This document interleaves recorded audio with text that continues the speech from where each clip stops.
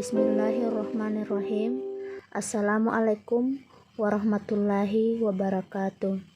Alhamdulillah, berjumpa lagi di pembelajaran daring kita dengan submateri zakat fitrah dan zakat mal pada subtema zakat mal. Zakat mal adalah mengeluarkan sebagian harta yang dimiliki seseorang karena sudah nisab dan haul sesuai dengan ketentuan syariat Islam.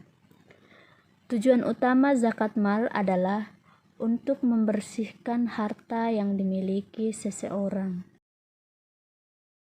Hukum mengeluarkan zakat mal adalah wajib bagi orang yang sudah memenuhi syarat-syaratnya sesuai dengan firman Allah Subhanahu wa taala dalam Quran surah At-Taubah ayat 103, artinya, ambillah zakat dari harta mereka guna membersihkan dan menyucikan mereka, dan berdoalah untuk mereka, sesungguhnya doamu itu menumbuhkan ketentraman jiwa bagi mereka. Allah Maha mendengar, Maha mengetahui. Nah, adapun syarat-syarat muzaki atau orang yang berzakat adalah yang pertama, beragama Islam, kemudian yang kedua, merdeka atau tidak hamba sahaya, yang ketiga, harta milik sempurna atau tidak merupakan pinjaman pihak lain, yang keempat, harta mencapai 1 nisab. Nisab adalah batas minimal jumlah harta sehingga wajib dikeluarkan zakatnya. Yang kelima, sudah 1 tahun dimiliki. Untuk jenis harta tertentu, hal ini tidak disyaratkan. Nah, selanjutnya, harta yang wajib dikeluarkan zakatnya adalah 1. Emas dan perak. Emas dan perak merupakan barang-barang berharga. Emas dan perak yang wajib dikeluarkan zakatnya adalah emas dan perak yang merupakan harta simpanan. Emas dan perak yang disimpan ini wajib dikeluarkan zakatnya apabila sudah dimiliki selama 1 tahun. Nisabnya adalah, jika emas, maka nisabnya adalah 93,6 gram. Kemudian ada juga yang berpendapat bahwa nisab emas itu adalah 85 gram. Kemudian nisabnya perak adalah 624 gram. Kadar zakat keduanya adalah 2,5%. Demikian halnya dengan harta simpanan yang tidak berwujud emas, misalnya berbentuk uang yang ditabung juga harus dikeluarkan zakatnya. Besar nisab dan zakatnya disamakan dengan nisab dan zakat emas. Yang kedua adalah harta perniagaan. Harta perniagaan adalah harta yang diperdagangkan. Untuk harta jenis ini disyaratkan sudah 1 tahun dan sudah mencapai 1 nisab.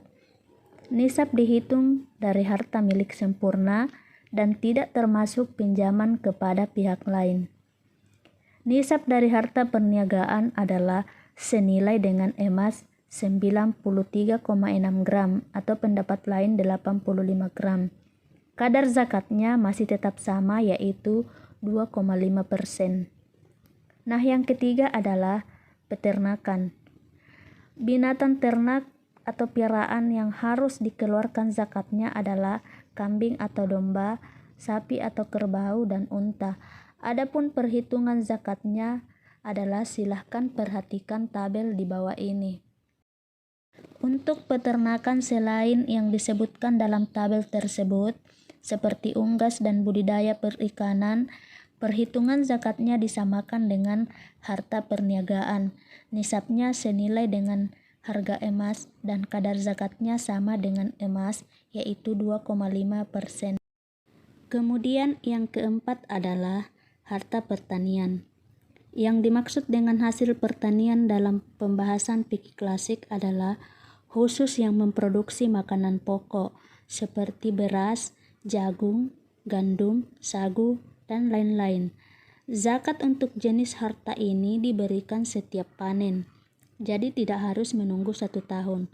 Ketentuannya adalah nisabnya atau besaran dari harta tersebut adalah 750 kg atau 5 wasak. Sedangkan kadar zakatnya adalah 10% apabila tidak ada tambahan biaya untuk pengairan. Kemudian 5% apabila ada biaya untuk pengairan.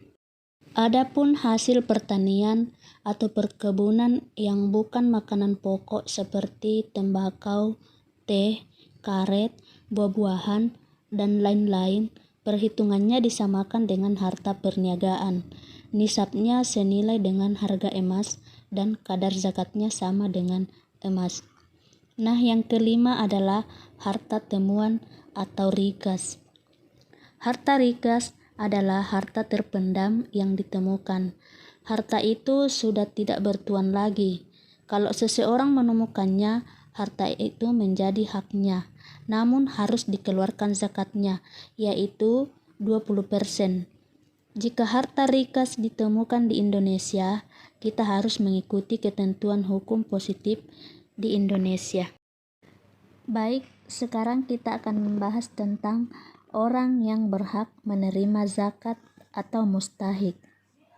Sesuai dengan firman Allah Subhanahu wa taala dalam Quran surah At-Taubah ayat 60, zakat disalurkan untuk 8 golongan. A'udzu billahi minasy syaithanir rajim.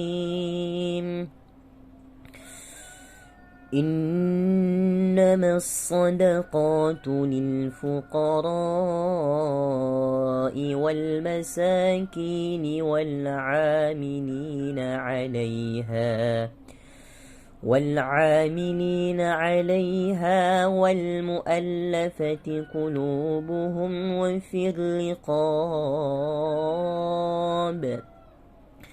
وفي الرقاب والغارمين وفي سبيل الله وابن السبيل فريضة من الله والله عليم حكيم. Dari penjelasan ayat ini, zakat itu secara rinci diperuntukkan kepada yang pertama, fakir. Adalah orang yang memiliki harta sangat sedikit, tidak mempunyai pekerjaan, dan tidak dapat memenuhi kebutuhan sehari-hari. Yang kedua, miskin. Adalah keadaan orang yang mempunyai sedikit harta dan penghasilan, serta tidak dapat memenuhi kebutuhan sehari-hari. Yang ketiga adalah amil. Adalah orang yang mempunyai tugas untuk mengurus zakat mulai dari pengumpulan sampai kepada pembagiannya. Nah, selanjutnya adalah mu'allaf. Mu'allaf adalah orang yang hatinya masih lemah, seperti baru saja masuk Islam. Zakat mu'allaf ini untuk memantapkan hatinya. Nah, selanjutnya adalah riqab. Riqab adalah memerdekakan budak dari majikannya. Jadi zaman dulu itu masih ada namanya sistem perbudakan. Nah, setelah budak ini dimerdekakan, maka dia mempunyai kebebasan hidup sebagaimana layaknya. Kemudian yang keenam adalah ghorim, orang yang mempunyai banyak hutang. Hutang itu bukan untuk maksiat, tetapi untuk kebaikan. Selanjutnya, sabilillah. Sabilillah adalah segala usaha yang bertujuan untuk menegakkan agama Allah, seperti mengembangkan pendidikan, kesehatan, dakwah, panti asuhan, dan lain-lain. Dan yang terakhir adalah Ibnu Sabil. Adalah orang yang kehabisan bekal dalam perjalanan, dan perjalanan yang dilakukan itu bukan untuk maksiat, seperti menuntut ilmu, berdakwah, silaturahmi, dan lain-lain. Baik, selanjutnya adalah hikmah zakat. Yang pertama, mengurangi kesenjangan sosial antara mereka yang kaya dengan mereka yang miskin. sebagai pilar amal jama'i antara mereka yang berada dengan para mujahid dan dai yang berjuang dan berdakwah dalam rangka meninggikan kalimat Allah, membersihkan dan mengikis akhlak yang buruk, sebagai alat pembersih harta dan penjagaan dari ketamakan orang jahat. Selanjutnya, sebagai ungkapan rasa syukur atas nikmat yang Allah berikan. Kemudian, untuk mengembangkan potensi umat. Kemudian, dukungan moral kepada orang yang baru masuk Islam. Dan yang terakhir adalah sebagai penambah pendapatan negara untuk proyek-proyek yang berguna bagi umat. Baik, demikian pembelajaran kita hari ini. Sampai ketemu di video-video pembelajaran selanjutnya. Assalamualaikum warahmatullahi